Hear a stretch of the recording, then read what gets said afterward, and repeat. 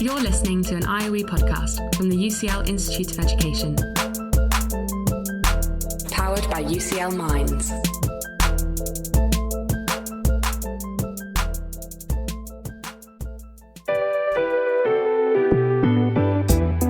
This is Research for the Real World. Conversations with researchers about the paths they've taken to shape our everyday lives.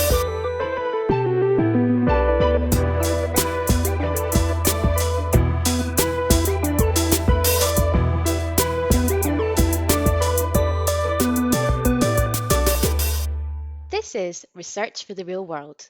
Hello, I'm Dr. Humera Iqbal, and I'm an Associate Professor of Psychology at the Social Research Institute here at the UCL Institute of Education.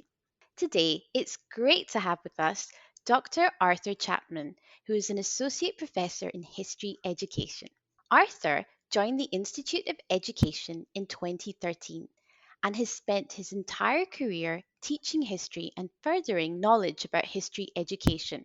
He studied history at Cambridge University and later went on to obtain an Ed.D. from the IOE. Arthur researches on history in education, the history of history education, and public history. His special areas of interest are about children's historical thinking, teaching and learning about historical interpretations, and children's thinking about historical explanation. But he also looks at public discourse around history and the uses of the past in contemporary societies. Arthur is a Fellow of the Royal Historical Society and an Honorary Fellow of the Historical Association. So as you can surely tell by now, Arthur likes history. Much of our chat today will be centred around Arthur's work as book series editor of the UCL Press series Knowledge in the Curriculum, and particularly about the book Knowing History in Schools, Powerful Knowledge and the Powers of Knowledge. Welcome to the podcast, Arthur. Thank you so much for being here. How are you? I'm good, and thank you so much for the invitation. It's a real pleasure to talk with you. Thank you. The pleasure is ours. We're so delighted to have you. And I have so many questions to ask you, but I think the first one that I want to start off with is by asking you what made you become interested and involved in education? It's probably quite difficult to say, really. I mean, in life, often one falls into things. I didn't wake up one day and think I really want to become an educator. In fact, if I'm perfectly honest, I had a number of things in mind when I started teacher training. Like many people, I did a degree, and then I did a postgraduate degree as well, actually. And then I looked around and tried to find my path in life. And I was contemplating various options, including actually training as an editor, the London College of Printing and Distributive Trades, I think it was. But I decided to do a PGC and look around and decide what to do with my life. And it's actually in the process of beginning my training as a teacher that I really got a vocation for it. I was just astonished by how complex and interesting it was. Naively, and like many people, I guess, who haven't been teachers, I thought teaching was very straightforward. You just, knew your things, knew your stuff rather, and you just kind of delivered it to children. That's what I naively thought education was. But the minute I began to study what it meant to help children learn history, I became aware that this was a really complicated and challenging question because, like many people who are good at history, it never occurred to me that history was hard to learn, for example. And in my teacher education, I was introduced fairly early on to developmental psychology and the challenges of grappling with concepts like deep time, particularly when you're very young and have limited life experience and so on. And it became very clear to me very early in my teacher education course that I was in love with what I had almost kind of happened into, So I could have started answering that question by pretending it was a vocation from the age of a very young age. But I was, I was in my early 20s looking around for a path in life. Took the education one tentatively and unsurely, whilst also looking elsewhere, actually. But as soon as I was on it, I was immediately converted. It was a kind of Damascene thing, I was really pulled in to this fascinating an important area of work. What was it about history that you really, really loved and kind of led you to do your first degree in it? The truth is, I didn't like history very much.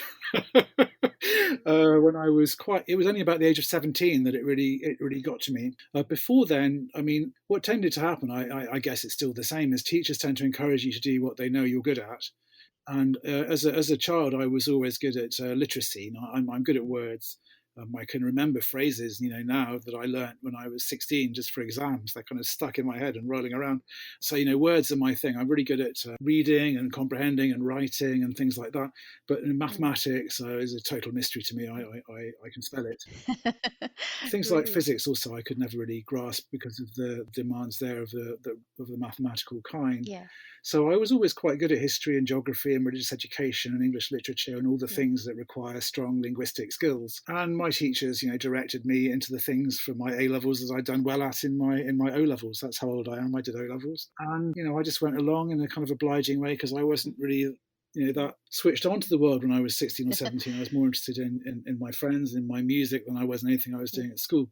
But it was when I was about 17 and started studying the French Revolution that history really connected for me with questions about justice and social justice and the state of the world. And I thought, wow, this is such an interesting thing I'm studying. And that's what got me into history. And my path to actually doing a history degree was a bit of a tortuous one because I was also very interested in law and jurisprudence. And it took a while before I settled down into history. But the thing that got me started really was the awareness that this thing I previously just regarded as part of my schoolwork, the sort of things that adults made you do, suddenly I began to see that it was a key to understanding how the world worked, and also that it was about how to change the world. So the historian Eric Hobsbawm has a book entitled "How to Change the World," and if I would say actually that's what I think history is about. History is about understanding how the world works, and when you understand how it works, perhaps you can act upon it in some sense. So it was only really about the age of 17 that I got the history bug. Yeah, too often we forget to look back at the past, but it is so incredibly important. And I should probably disclose, Arthur, that my lovely, amazing mother is a history teacher. She teaches A-level history. So she also loves the French Revolution. And I've grown up with examples of anytime me and my sisters and my brother, we did anything wrong, we'd get a lecture about history.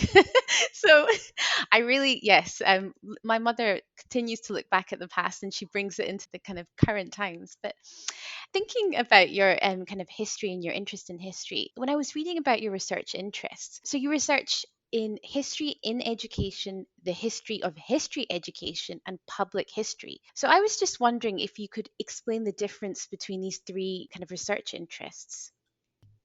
Yes, so, and this is always actually a source of a little bit of confusion because in education faculties, we have what used to be called the disciplines of education. It's a slightly old-fashioned phrase now, but this would be the psychology of education, the sociology of education, the philosophy of education, and also the history of education. These would be, if you like, the conventional disciplines.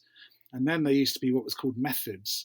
Methods was how to teach. And it was regarded as a practical matter, not a really theoretically robust activity, and if you like, the poor relation. So if you'd come to the Institute in the 1950 or something, there would have been the discipline people, the sociologists, the psychologists, the historians, the philosophers, and they would have, if you like, have been the real academics, and then there would have been the methods people who might ground their expertise in practice, saying I've been a teacher for 15 years, therefore I can talk about how to teach. And there was a bit of a division between them. So yes, so history of education, right? Writing about the history of education is really just historians working in education faculties. And instead of, taking the history of the British state or the history of the French Revolution or the history of international trade as their focus, they take the history of education as their focus, and they would write about the development of educational systems, the development of educational philosophies, or whatever it happened to be. So that's history of education. Now, that isn't what I do. I was a history teacher once I got the bug, as I was saying earlier. I was a history teacher for at least 12 years. My expertise there was in how to teach, how to communicate history, and how to help people grasp it. And whilst I was a history teacher, I got so interested in what I was doing that I started doing a part-time PhD. No, sorry, it was an EdD, a part-time doctorate, researching how my children in my school were thinking about history, because I was trying to improve their thinking. And that is what my principal area of research is. So there's history in education, which is how you help children and others you're educating learn about the past. And there's history of education, which is just, if you like, conventional history focused on the past. So my area of interest is more to do with things like, psychology, but also social psychology of learning in the context of history. How do you develop understandings of history? I mean, public history is just to do with the fact that human life is bound up in time. So even if we don't like history, we will have projects that involve past, presents, and futures, and we tell each other and ourselves stories about these things. If you look at a political speech or something like that, or the introduction to an act of parliament, there's a kind of contextualizing component where people say, this is where we are, this is where we're headed, here's how we have to change things or whatever. So this is discourse about time and change, which, loosely speaking, is history, I think. It's to do with, if you like, human time management at the public interpersonal level. And public history is understanding how societies and social groups use discourses about time to give themselves identity, to argue for changes in the way the society is organised, to characterise where we are, where we're headed, things like that. So that is what public history is. It's about understanding how discourses about time and change, or broadly speaking, historical discourses, are used in the contemporary world to orient action and thinking about where we are and where we're headed. That's really helpful for clarifying the three different areas. And I guess that leads me on to the next question before we talk about the book. And that's about your work at the Institute of Education and your involvement with the SSRG. So first of all, can you tell us what the SSRG stands for and what does this group do? Yes, this can link back actually to something I was talking about earlier. So in the past, I talked about this division between the disciplines of education and methods. We don't have that anymore quite so much. But it is true that in institutions like the UCL Institute of Education, but also in other education faculties in London and around the world and around the country, we have a number of things going on. And some of them are to do with teacher education, and some of them are to do with researching education. So if you like, some are more practice oriented and some are basic research, I guess. And in the IOE, we have a number of faculties, and I am in the curriculum, pedagogy and assessment area of the IOE. And like most of my colleagues in CPA, I am by background a history teacher. So if you like, being an academic is my second career. For all through my 20s and to my late 30s, I was a school teacher, and then I transitioned into working in teacher education. So the SSRG is in CPA, and it's largely made up of teacher educators. And our interests are to do with learning, researching and developing education in our subject areas. So we have mathematicians who are interested in the challenges of learning maths that children face, but also in educating teachers so that they can teach children maths in efficient and effective ways. Similarly, there are history teachers, who are training history teachers now, research history education issues, and so on. So the SSRG is a group of academics in the Institute of Education whose primary job interest, I guess, is teacher education. But we want to come together and support each other in the endeavour of researching and developing knowledge about how to do that well. And because we're largely thinking about helping teachers learn how to teach children subject disciplines, history, geography, religious education, things like that, if we're going to talk about how to do that well, we need to clarify what that is. So as well as being interested in practical issues about teaching, we're interested in defining what knowledge is and defining what it means in the school, because what history is, let's say, in an academic research department of history, is different from what history is in a secondary school. So we're interested in thinking about the nature of our subjects, the things we're trying to help teachers teach children, the processes of teaching those subjects, the psychology of children learning those subjects. These are our sort of subject areas. And the SSRG is a research group founded a couple of years ago to further knowledge about teaching children to learn subjects. It sounds like you're the kind of perfect person to be in this group because of your roles in both as being a teacher, but then being an academic as well. So it's a very important group by the sounds of it. And actually, it ties very nicely into your discussion about knowledge ties really nicely into my next question, which is going to be about book series, exciting book series that you've been working on. And you must have been, and you must continue to be very busy because there's a lot of really interesting work here. So first, can I ask you about the context for this book series and how does it relate to the work of the Subject Specialism Research Group, the SSRG, and the wider knowledge turn? So, I mean, first of all, we're delighted that we're able to be launching this book series in January, and it's been a labour of love getting there. But boy, is it a privilege to be an open access book series in UCL Press, because, UCL Press, of course, is a highly reputable and university press with a rigorous process of peer review and all of these things. But it's also, and this is so exciting for us, an open access university. So part of the mission of the UCL Institute of Education, and certainly something that all of my colleagues in SSRG buy into, Yes. and also Yeah. certainly something that our book series is about, is access and equity. We're interested in making the world a better place. And it's so important for us to be producing a book series in a press which will make that book series available worldwide, to everybody, regardless of how many books they can afford to buy, because they'll be able to download them. So we're so excited about that. So the SSRG has been going since 2017. And almost from the beginning, because we were built out of activities we were already doing in curriculum pedagogy and assessment, our department, almost from the very beginning, we were talking to researchers internationally. And we were very fortunate really early on in the history of the SSRG to be part of a successful research networking bid.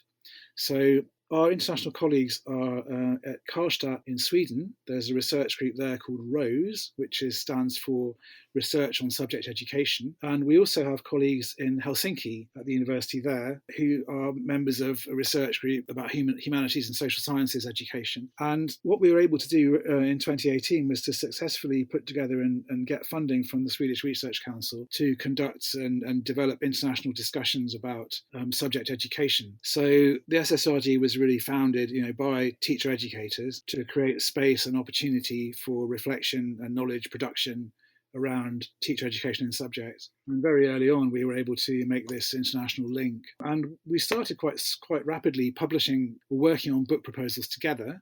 So Professor Brian Hudson, who's from the University of Sussex, but also Karlstad University, with colleagues in our research group, has been editing a couple of books which SSRG colleagues have contributed. Through our network, we're having constant, fruitful and quite productive conversations about aspects of knowledge development, and we therefore wanted to work on producing further publications and disseminating this to teachers. And that's what drove us to develop a book series with UCL Press, because that's such an opportunity to disseminate what we're doing to educators. The book series is all about understanding the role of knowledge in education, how we conceptualize that, how you help people access and develop knowledge through education. In a nutshell, that's what we're doing. Mm-hmm. It's great to hear that. It's such an international, outward-focused approach that the kind of the SSRG's taken, and it sounds like the book's kind of evolved naturally. The series has evolved as a result of these conversations. So, a question I was going to ask you, but you've kind of mentioned it before, was the book series that you're developing, or you've developed rather.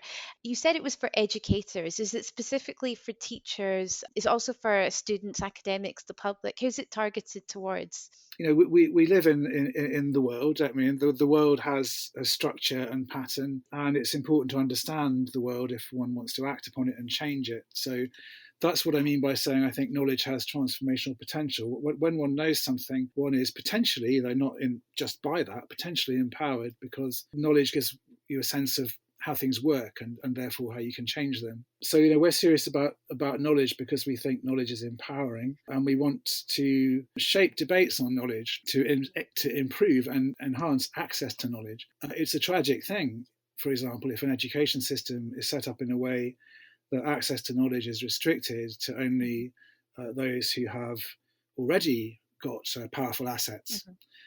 So, we want knowledge to be available as widely as possible. We want all children to have epistemic access, we call it. In other words, access to knowing and knowledge regardless of their socio-economic circumstances or those of their parents, for example. Mm-hmm. So there's a social justice agenda here, or an equity agenda, and that means that we want to talk to everybody who could be shaping and influencing education systems. So we want our books to be read by teachers, by student teachers, by people wondering about education who might be interested in it, by policymakers who might be shaping education. So we're trying to produce, and also trying to achieve that, but also to capitalize on the fact that books will be open access. There's no point in having an open access book if it's written in such a recondite and inaccessible way that no one apart from those with postdoctoral education can read it. So we want our books to be read widely. Absolutely. And academics have often been charged at not being able to speak in a simple way. So it's really great and write in a simple way. So it's really great to hear that, you have this much kind of larger approach, kind of a wider approach. Coming back to the idea of knowledge, I mean, what does it mean to take knowledge seriously?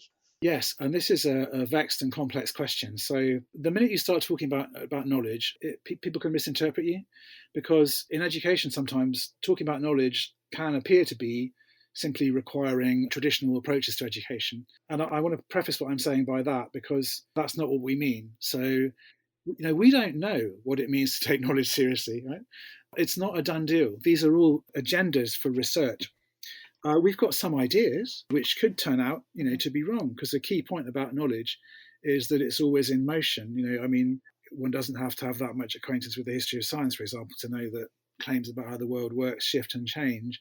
So taking knowledge seriously means asking questions to which we don't yet have the answers. But we think certain answers that have been proposed are problematic. So, for example, if one simply treated knowledge as if it was volumes of information. So, for example, if we talk about bodies of knowledge, which people need to know, and if we say that's all one needs to do to take knowledge seriously, I think we're making a serious mistake. Knowledge isn't simply the products of research. It isn't the information, the facts, if you like, the established models, paradigms, and bodies of doctrine. It isn't just that. It's the process of reasoning and of investigation and of questioning that helps to yield those answers. So taking knowledge seriously, we think, means a lot more than simply communicating volumes of knowledge through education. It means also building children and young people's understandings, and also teachers' understandings, of disciplines as ways of interpreting the world, ways of making sense of the world. So we don't pretend to have the answers, but we're fairly certain that it would be a mistake simply to treat this as, or to assume that taking knowledge seriously just means doing conventional things and focusing on transmission of information.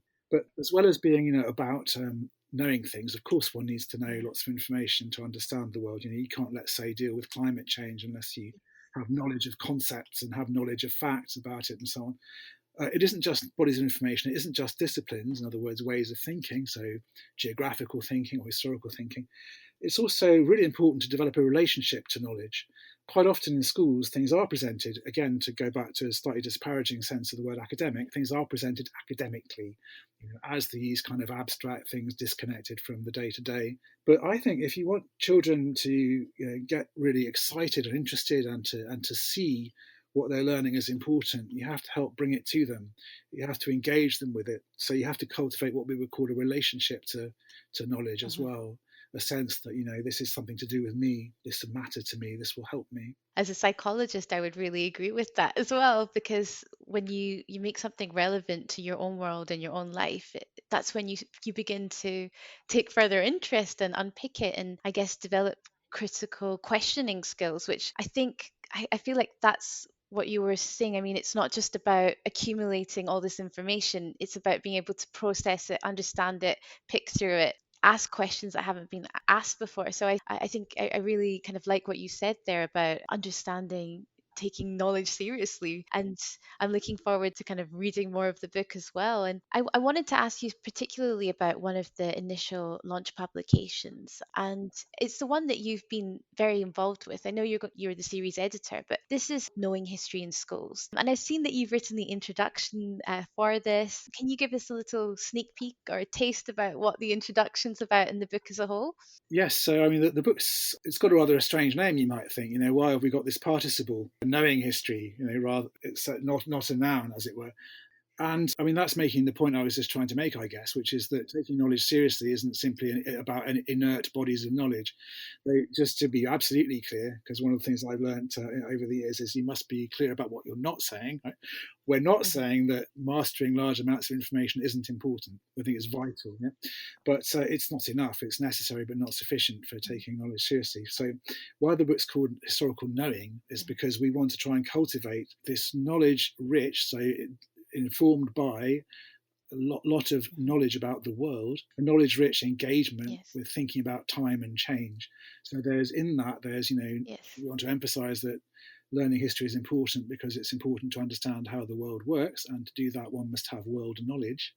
But it's also important to understand how claims about the past work, because history, as I said, in a public history sense, is this tissue of stories in which we all move, rather like a fish moves in water. So we need to understand how history stories, and children need to understand how history stories are made, what they're for, and so on, as well as how to construct historical arguments. So the book is called Knowing History in Schools because we think of knowledge as something that one needs to mobilize, and we want children, as they learn history, to learn to put this to work to help them think about time, change, and the world.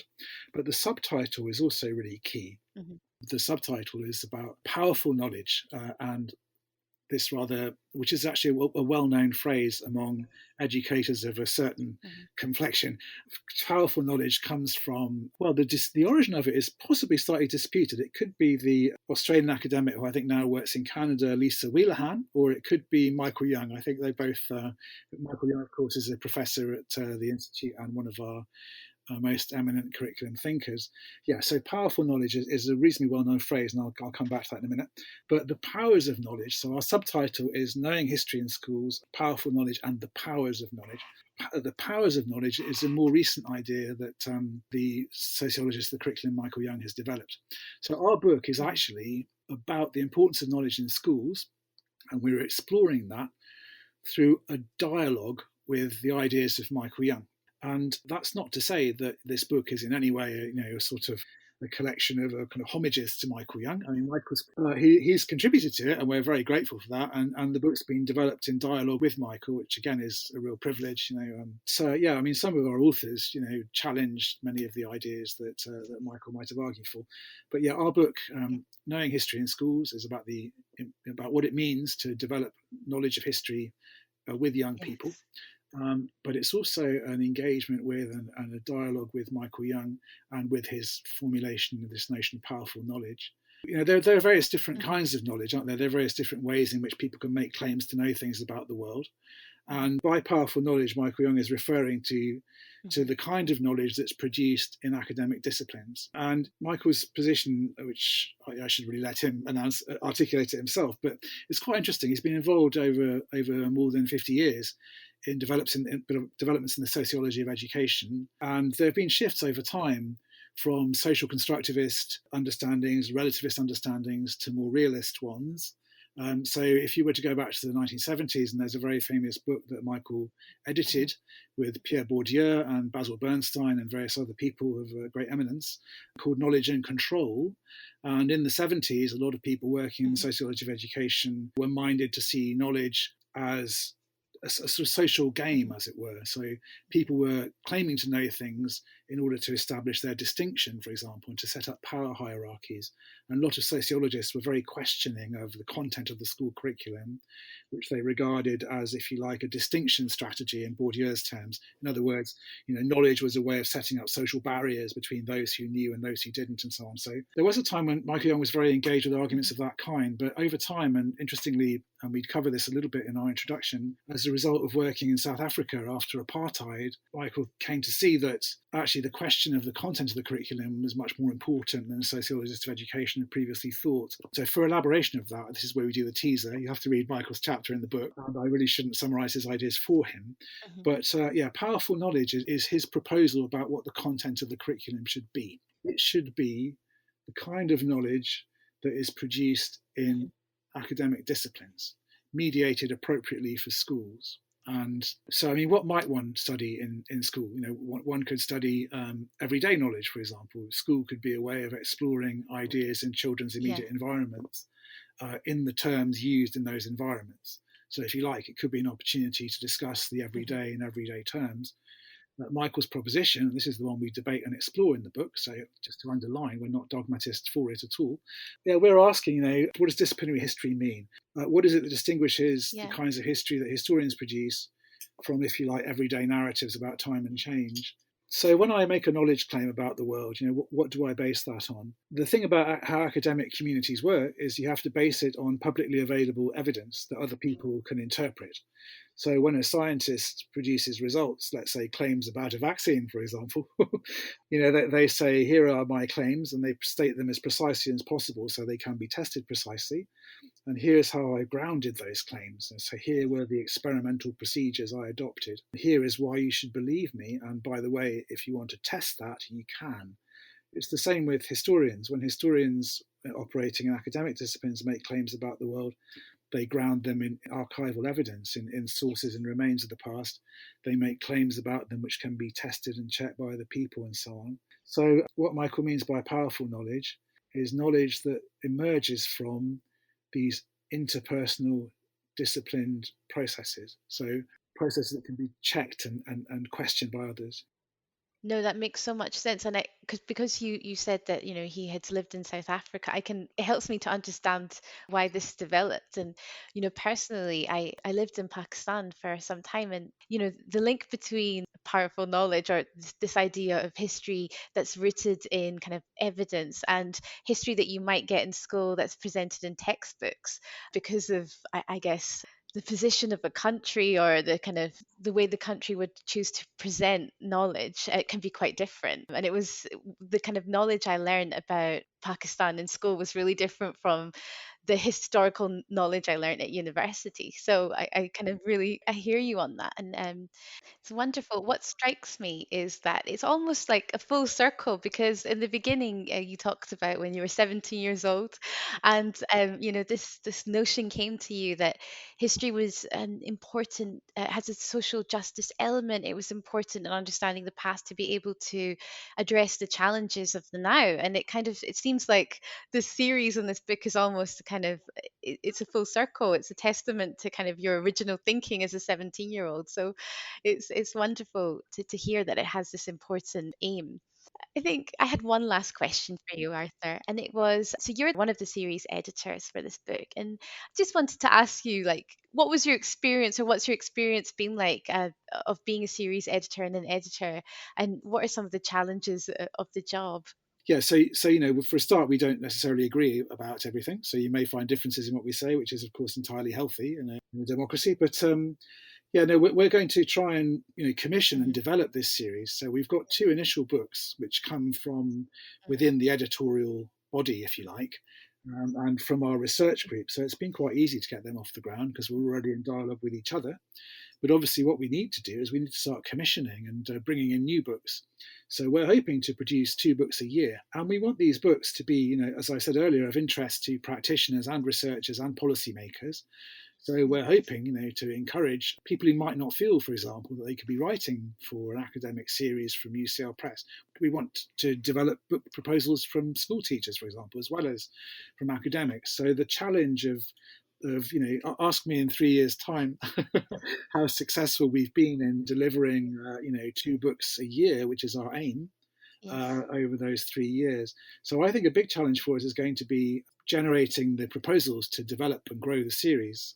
It's been easy to get it started because we're all, committed even though we may not see things in quite the same way, which of course is healthy. Well, I'm glad I asked you that question because it's almost like a shout out or it's a call out. It ends kind of, I think, the podcast on a note. And I like that it is open to everyone, and including people who might not feel as if they can contribute. So very good to hear that. And, Arthur, it's been absolutely wonderful talking to you today. And it's really made me think about knowledge in a different way. And I'm looking forward to, reading more of the books and looking forward to kind of learning about the new ones that are going to come out the next 3 years. Well, it's been my pleasure. So thank you very much for this opportunity. And thank you so much for your questions. Thank you, and good luck with the rest of the series. If you'd like to know more about Arthur, you can visit the IOE website and follow him on Twitter, Arthur J. Chapman. Before we go, don't forget you can catch up on past seasons of Research for the Real World and other IOE podcasts on your favourite podcasting app. Just search for IOE Podcast. I hope you enjoy listening. I'm Humera Iqbal, and this is me signing off as your regular host of Research for the Real World for one last time. My own research work beckons. I hope to come and talk to you all about it soon. In the meanwhile, you'll be in the brilliant hands of Kerry and Sam, your new hosts. So it's bye from me for now.